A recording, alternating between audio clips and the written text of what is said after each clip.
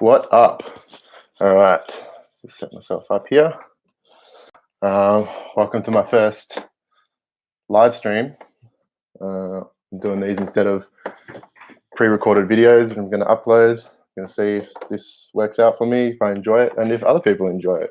So I'm working on Horus Heresy at the moment, Death Guard, Trader. Starting off with my gaming group, we're doing a bit of a slow grow sort of thing, starting with some Zone Mortalis forces. Everyone's doing a 500-point list. And then we're going to build up to the Centurion format, 1,500-point lists, and then we'll go from there, probably 2,500 and so on. So yesterday I started my test model for my new scheme. I basically painted a whole lot of Death Guard already for 40k and Horus Heresy, but I wasn't really happy with the scheme, so I decided to revamp it. And I've been working on the first 5 guys for my 500-point list. I'll tell you what's in my list to start. I've got a Siege Breaker, who's my HQ choice. In bigger games, my Rite of War that I'll be taking is not the Reaping, the other one, the other Death Guard. Rite of War, can't remember, but you have to take a Siege Breaker, so I'll be modeling one up. So I thought he would be a good HQ for the smaller games. And he's got a Thunderhammer and Storm Shield. Converted him up.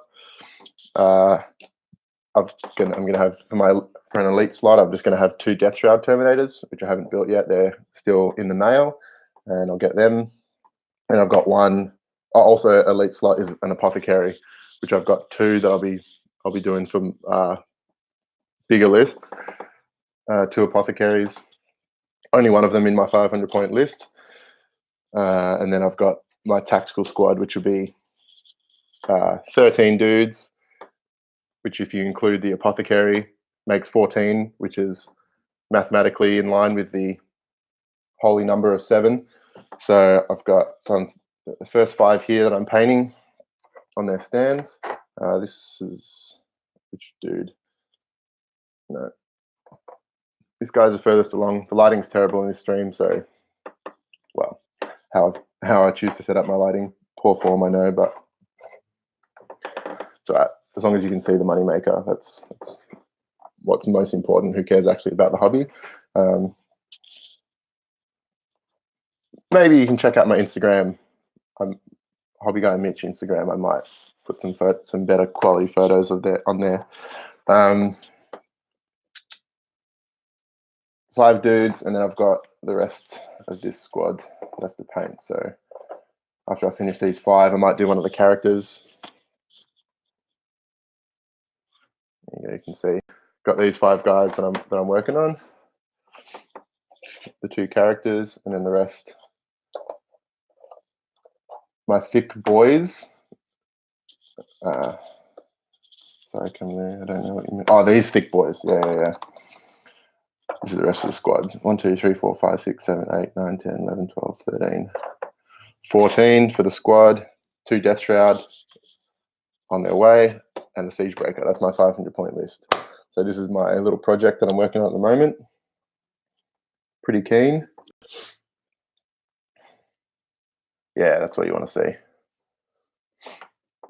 What else do I have to say about these guys at the moment? Not much.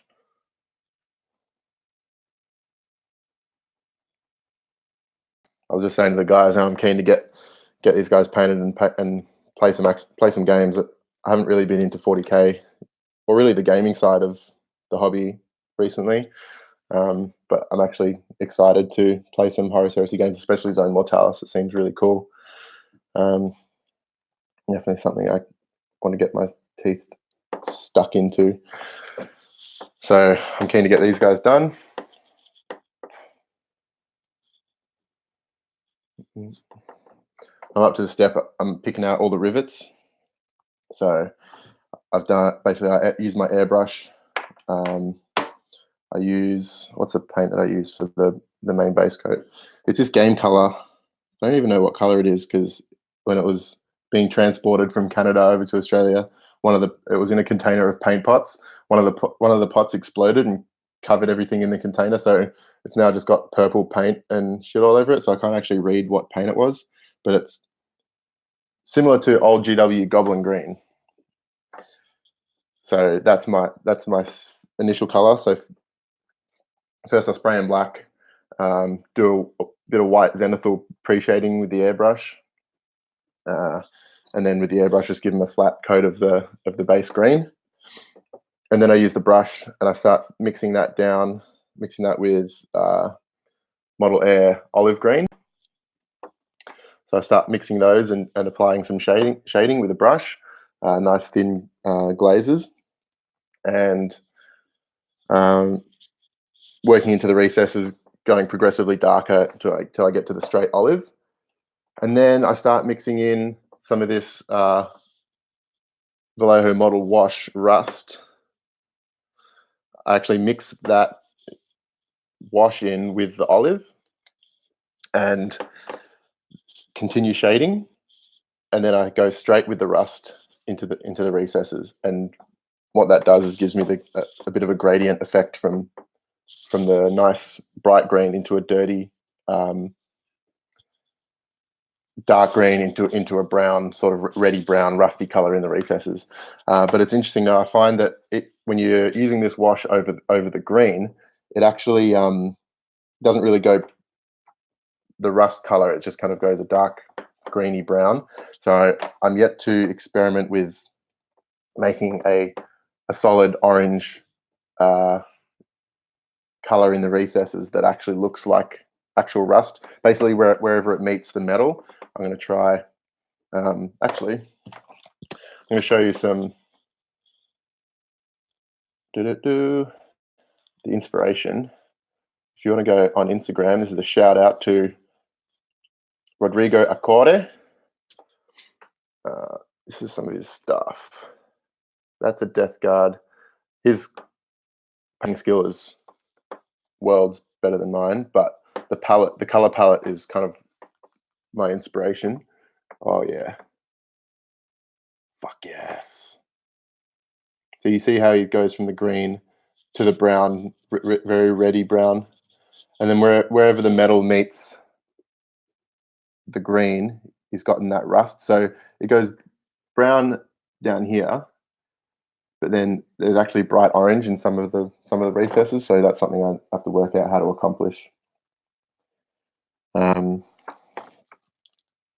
And then to highlight the green areas, I start into that original green color. I start mixing in this scorpion green. Oh my god, the lighting is so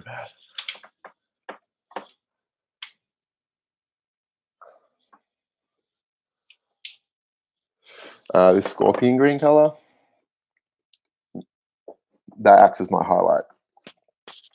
And then moving on to the metals, I start with just straight Model Air Rust. And that's my first flat color that I put onto all the trim areas that have the metal. And then I mix in, for highlights, mix in Model Air Steel. And for shading, I use that same rust wash. It tints the metal color and also provides some shading and some richness and some color. And I'm still sort of working out really how to finish that off. By the time I finish these 5 guys, this is kind of my process of working it out over these 5 dudes.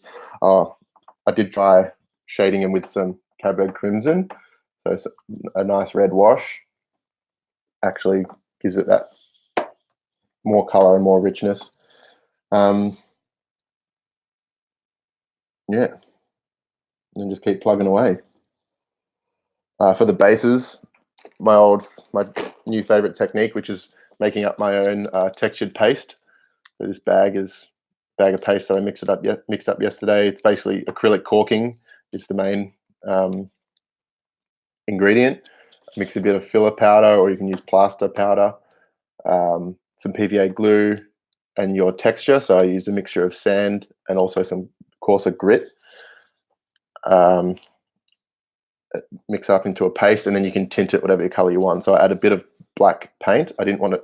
In the past, I've gone really dark, and I add a lot of black paint, so it goes really dark, and then I go up from there. But for these guys, I wanted to be a lighter dirt, like kind of just an ash color, because I've got these Forge World weathering powders, dry mud and grey ash. So I'll use those on the feet. For some weathering, so I want that same color on the model's bases. So here you can see the paste. I also raise the models up off the base, and then that's gone hard, but it applies like a paste. You can sploosh it on. That's a word.